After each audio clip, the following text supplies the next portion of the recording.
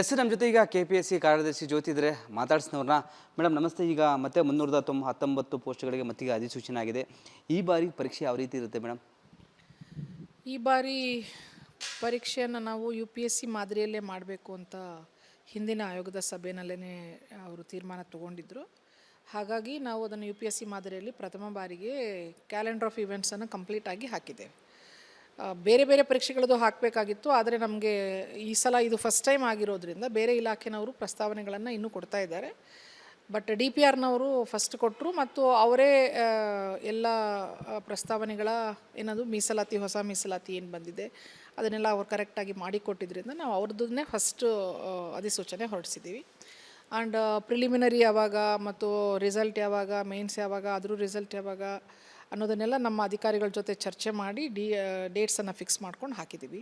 V want to stick on to the dates. ಅದನ್ನು ಮುಂದೆ ಹಾಕೋದು ಹಿಂದೆ ಎಲ್ಲ ಏನು ವಿಳಂಬ ಆಗ್ತಿತ್ತು ಅದನ್ನು ಆದಷ್ಟು ತಡೆದು ಬೇಗ ಮಾಡಬೇಕು ಅನ್ನೋಂಥದ್ದು ಆಯೋಗದನ್ನು ಉದ್ದೇಶ ಕೂಡ, ನಮ್ಮ ಅಧಿಕಾರಿಗಳು ಕೂಡ ಮಾಡಬೇಕು ಅಂತ ಅಂದ್ಕೊಂಡಿದ್ದೀವಿ. We will try to do that. ಸಾಕಷ್ಟು ಆರೋಪಗಳು ಸದಸ್ಯರು ವಿಚಾರವಾಗಿ, ಭ್ರಷ್ಟಾಚಾರ ವಿಚಾರವಾಗಿ, ಹಣ ಕೊಟ್ಟರೆ ಹುದ್ದೆ ಬರುತ್ತೆ ಎಂಬ ವಿಚಾರವಾಗಿ ಸಾಕಷ್ಟು ಆರೋಪಗಳು ಸಭೆ ಇದ್ದು, ಹೀಗಾಗಿ ಮತ್ತೆ ಅಧಿಸೂಚನೆ ಮಾಡಿದ್ದು ಸರಿಯಲ್ಲ ಎಂಬುದು ಒಂದು ಕಡೆ ಆರೋಪಗಳು, ಹೇಳಿಕೆಗಳು ಕೇಳಿ ಬರ್ತದೆ ಮೇಡಮ್. ಆರೋಪಗಳು ಬಂದಿದೆ ನಿಜ, ಅದರದ್ದು ವಿಚಾರಣೆ ಕೂಡ ನಡೀತಾ ಇದೆ. ಸೊ ನಾವು ಹೇಳಿದ್ವಿ ತಪ್ಪಿತಸ್ಥರು ಯಾರಿದ್ದಾರೆ ಅವ್ರ ಮೇಲೆ ಕ್ರಮ ಆಗಲಿ. ಯಾಕಂದರೆ ಕ್ರಮ ಆಗೋವ್ರಿಗೆ ಆರೋಪಗಳೂ ನಿಲ್ಲೋದಿಲ್ಲ, ಹಾಗೆಯೇ ಇದೇನು ನಡೀತದೆ ಅಕ್ರಮಗಳು ಅವುಗಳು ನಿಲ್ಲೋದಿಲ್ಲ. ಕ್ರಮ ಆಗಲೇಬೇಕು.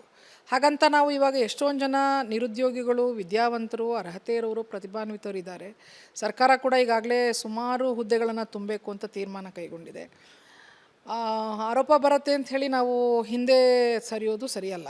ನನ್ನ ಪ್ರಕಾರ ಆರೋಪಗಳಿಗೆ ಉತ್ತರನೂ ಕೊಡೋಣ, ನಾವು ಸಹಕಾರ ಕೊಡ್ತೀವಿ ಅಂತ ಹೇಳಿದ್ದೀವಿ, ಪೂರ್ಣ ಸಹಕಾರ ಕೊಡ್ತೀವಿ. ಹಿಂದಿನ ಆರೋಪಗಳೇನಿದ್ದಾವೆ, ಅಕ್ರಮಗಳೇನಾಗಿದೆ ಅಂತ ಹೇಳ್ತಾ ಇದ್ದಾರೆ, ಅದನ್ನು ಸಂಪೂರ್ಣವಾಗಿ ಅವರು ಸ್ವತಂತ್ರವಾಗಿ ತನಿಖೆ ಮಾಡಲಿಕ್ಕೆ ನಾವು ಸಂಪೂರ್ಣ ಸಹಕಾರ ಕೊಡ್ತೀವಿ. ಅದ್ರ ಜೊತೆಗೆ ಹೊಸ ಹುದ್ದೆಗಳನ್ನು ಅಧಿಸೂಚನೆ ಮಾಡಿ ಆದಷ್ಟು ಏನೂ ಲೋಪ ಇಲ್ಲದೆ ಇರೋ ರೀತಿಯಲ್ಲಿ ಬಹಳ ಎಚ್ಚರಿಕೆಯಿಂದ, ಯಾಕಂದರೆ ಈಗಾಗಲೇ ಎಲ್ಲರಿಗೂ ಅನುಭವ ಆಗಿದೆ ಯಾವ ರೀತಿ ಮಾಡಿದಾಗ ಎಲ್ಲೆಲ್ಲಿ ಲೂಪೋಲ್ಸ್ ಆಗಿದೆ ಸೊ ಅನ್ನೋದು ಗೊತ್ತಾಗಿರೋದ್ರಿಂದ ಅವುಗಳೆಲ್ಲವನ್ನು ತಡೆದು ನಾವು ಇನ್ನೂ ಎಚ್ಚರಿಕೆಯಿಂದ, ಈಗ ಫಾರ್ ಎಕ್ಸಾಂಪಲ್ ನಾವು ಯೋಚನೆ ಮಾಡ್ತಾಯಿದ್ದೀವಿ, 24 ಜನ ಇರುವಂಥ ಒಂದು ರೂಮ್ನಲ್ಲಿ ಒಂದು CCTV ಕ್ಯಾಮ್ರಾವನ್ನು ಇಲ್ಲಿವರೆಗೆ ಹಾಕ್ತಾಯಿದ್ವಿ. ಒಂದ್ರ ಬದಲು 2 ಅಥವಾ 4.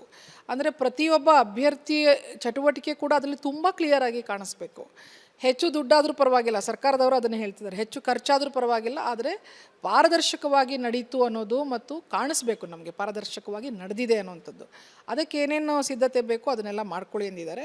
ಸೊ ನಾನು ಕೂಡ ಇದನ್ನು ಹೇಳಿದ್ದೇನೆ ರೀ, ಪ್ರತಿಯೊಬ್ಬ ಅಭ್ಯರ್ಥಿದು ಬರೆಯುವಾಗ ಒಂದು ಚಟುವಟಿಕೆ ಕಾಣಿಸ್ಬೇಕು. ಇವ್ರದ್ದೇನು ಅಲ್ಲೇನೋ ನೋಡಿದ್ರೆ ತಪ್ಪಾಗಿದೆ, ಅವರೇನು ಬರೆಯೋದೇ ಇಲ್ಲ, ಹಂಗೆ ಕೊಡ್ತಾರೆ ಖಾಲಿ ಪೇಪರ್, ಹಾಗೆಲ್ಲ ಇದೆ. ಸೊ ಬಟ್ ಈ ಸಲ ಇನ್ನೂ ಎಚ್ಚರಿಕೆಯಿಂದ ಮಾಡಬೇಕು ಅಂತ ಅಂದ್ಕೊಂಡಿದ್ದೀವಿ. ಇದಿಷ್ಟು KPSC ಕಾರ್ಯದರ್ಶಿಗಳಾದ ಜ್ಯೋತಿ ಅವರ ಮಾತಾಗಿತ್ತು. ಕ್ಯಾಮ್ರಾ ಪರ್ಸನ್ ಶಿವ ಜೊತೆ ವೀರೇಶ್, ರಿಪಬ್ಲಿಕ್ ಕನ್ನಡ, ಬೆಂಗಳೂರು.